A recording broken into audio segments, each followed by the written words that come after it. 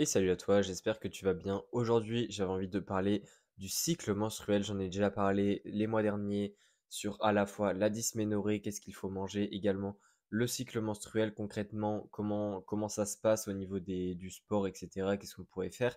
Et aujourd'hui, j'ai envie de reparler du cycle menstruel par rapport aux performances sportives et plus précisément par rapport au poids, c'est-à-dire que oui, par rapport au poids, eh bien, il y a certaines choses qu'on sait sur le cycle menstruel, mais ce n'est pas totalement clair, mais j'avais quand même envie d'exposer ce qu'on sait à l'heure actuelle au niveau du cycle menstruel.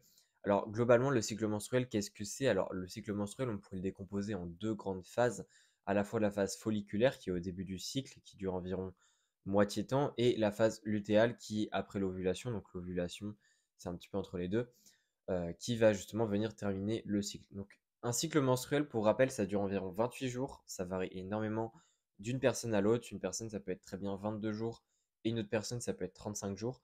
Ça dépend énormément d'un individu. Mais en tout cas, le cycle menstruel, ça fonctionne de la même manière pour tout le monde, sauf s'il y a un problème médical, comme par exemple de la novulation, etc. Mais en tout cas, c'est de l'œstrogène, de la progestérone, de la LH, mais également de la FSH. Donc c'est surtout ces quatre molécules-là qui vont intervenir.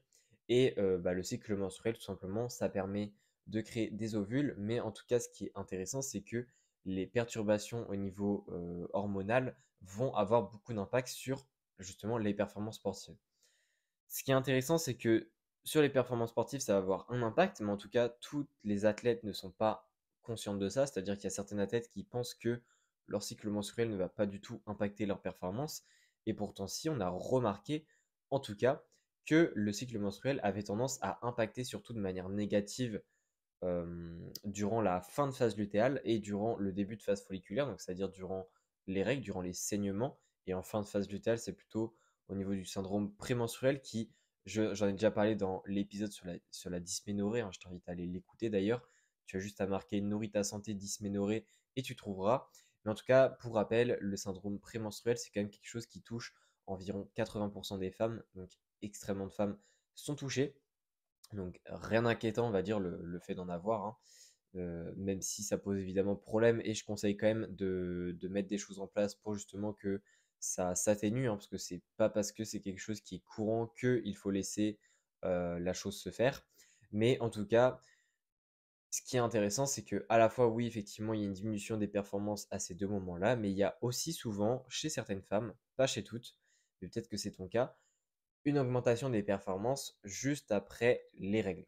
Donc souvent c'est plutôt juste après les règles ou alors parfois c'est durant aussi l'ovulation où il y a plutôt une augmentation des performances, il y a vraiment une énergie qui est très très présente et ça peut être très très intéressant pour justement l'entraînement, enfin les performances sportives de manière globale. En tout cas, aujourd'hui, ce que j'ai envie de parler, c'est plutôt au niveau du poids, puisque effectivement, moi, je parle beaucoup pour les athlètes de sport de combat et notamment pour le sport de combat, mais également pour le powerlifting ou d'autres sports. Eh bien, les catégories de poids, ça existe et le problème, c'est que eh bien, ton cycle, tu ne contrôles pas quand est-ce qui se passe, mais concrètement, eh bien, il va y avoir aussi des variations de poids au cours du cycle. Et ça, c'est quelque chose qui a été prouvé.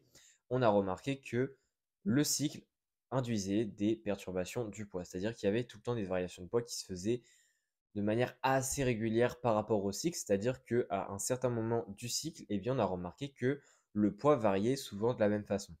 Donc c'est un schéma qui se répète, mais le problème, c'est qu'actuellement, dans la littérature scientifique, et encore d'ailleurs à l'heure actuelle, hein, on l'étudie, enfin, c'est un sujet en fait qui est assez récent et on n'a pas encore énormément d'études à ce sujet malheureusement.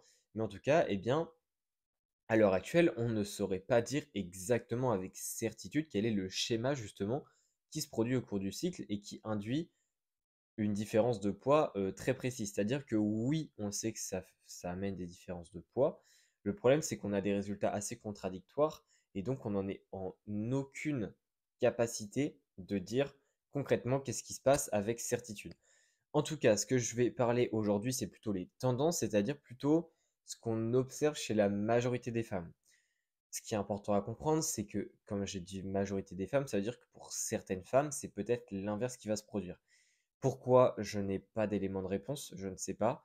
On ne sait pas encore tout à ce niveau-là. Il peut y avoir plein de problèmes méthodologiques aussi, c'est-à-dire que peut-être que la méthode, enfin, du moins le schéma que je vais exposer est le bon, Mais les personnes où ça ne se fait pas ça, eh bien peut-être qu'il y a d'autres facteurs à prendre en compte qui font que ton cycle menstruel réagit différemment, mais qu'en temps normal, il devrait réagir de la manière que je vais exposer. C'est quelque chose qui est totalement possible, hein. Les études à l'heure actuelle sur le sujet ont tendance à manquer de méthodologie, que ce soit en qualité, mais aussi en quantité, c'est-à-dire en quantité de personnes inclus dans l'étude. Mais en tout cas, globalement, qu'est-ce qui se passe au niveau du poids durant le cycle menstruel? Eh bien, c'est très simple au niveau de la phase folliculaire et au niveau de la phase lutéale, il n'y a pas la même variation de poids. Et durant la phase lutéale, souvent, on a tendance à remarquer qu'il y a une augmentation de la quantité d'eau, donc une plus grosse rétention d'eau, c'est-à-dire que l'aldostérone, qui est justement une hormone qui amène à une meilleure rétention du sodium, est augmentée durant la phase lutéale. Donc ça, on a tendance à remarquer qu'elle est augmentée. Et du coup, ça fait que puisque le sodium est mieux retenu, eh bien, ça retient mieux l'eau.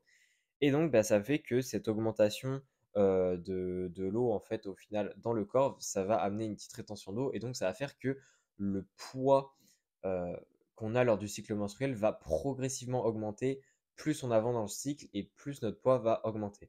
Alors, évidemment, on ne parle pas de plein de kilos, hein, on parle parfois de 0 à 2-3 kilos, mais c'est quand même quelque chose qui peut largement faire une différence et qui doit être pris en compte lorsque l'on fait une préparation notamment de compétition de sport de combat, mais aussi pour plein d'autres raisons, on peut aussi le prendre en compte. Donc ça, c'est super important. Et durant la phase folliculaire, justement, eh bien, souvent au début de la phase folliculaire, il y a tendance à avoir une diminution de cette rétention d'eau et donc il y a tendance à avoir une perte de poids. En fait, on a l'impression de perdre du poids en phase folliculaire, mais ce n'est pas exactement ça, c'est-à-dire que le poids en fait se remet un petit peu à la base. Voilà, en tout cas, c'est la tendance qu'on observe actuellement chez les femmes. Donc c'est assez intéressant de comprendre que le cycle menstruel a un impact sur ton poids et que ce n'est pas lié au fait que, par exemple, en phase lutéale, chez certaines personnes, eh bien, elles ont plus faim. Et donc, ça peut amener à de plus gros apports caloriques. Il faut comprendre en fait que cette prise de poids n'est pas vraiment liée en fait à peut-être une plus grosse fréquence de grignotage, je ne sais quoi. Évidemment, ça peut avoir un impact selon comment c'est fait et selon la fréquence à laquelle c'est fait. Mais en tout cas, de manière générale, il y a aussi souvent la rétention d'eau qui accompagne ça. Donc ça permet aussi de dédramatiser, de savoir comment ça se passe concrètement. Alors, est-ce qu'il y a des solutions pour justement éviter cette rétention d'eau? À vrai dire, c'est assez compliqué, c'est-à-dire qu'on pourrait mettre effectivement en place les astuces de base pour la rétention d'eau, comme par exemple le fait de boire plus, de diminuer le sel, de faire plus de sport ou du moins de mieux ajuster son entraînement. Évidemment, c'est intéressant de comprendre que puisque la méthodologie des études actuelles n'est pas assez forte encore, eh bien on peut se dire que par exemple les femmes ont tendance à moins boire en phase lutéale qu'en phase folliculaire de manière naturelle et donc ça fait peut-être que la rétention d'eau se crée notamment en phase lutéale à partir de cela. Évidemment, c'est une hypothèse que j'ai lâchée comme ça, mais ce que je veux dire, c'est que, eh bien, il y a plein de choses possibles qui peuvent expliquer ça, et ça ne veut pas dire que c'est quelque chose qui se produit et qui ne peut pas être évité. On n'en sait tout simplement pas assez encore. Mais en tout cas, je pense que de savoir la théorie au niveau du poids sur comment ton cycle impacte ton poids et donc peut possiblement impacter ton sport reste très intéressant. En tout cas, moi, si tu veux que et tu aies un suivi au niveau de la préparation de ta compétition, mais tout simplement aussi pour augmenter tes performances dans ton sport, tout en prenant en compte ton cycle menstruel pour justement adapter ton entraînement et ton alimentation par rapport à ça, eh bien, je t'invite vraiment à m'envoyer un message. On peut travailler là-dessus. On peut chercher justement à diminuer aussi les douleurs peut-être qui se produisent durant ton cycle à certains moments. Et à côté de ça, on peut également ajuster ton entraînement selon ton cycle menstruel. Je pense que ça peut être un travail très intéressant et que beaucoup d'athlètes ont tendance encore à négliger. Donc si tu veux aller plus loin, n'hésite pas à cliquer sur le premier lien dans la description de l'épisode du podcast. Et on se dit à la prochaine. Allez, ciao.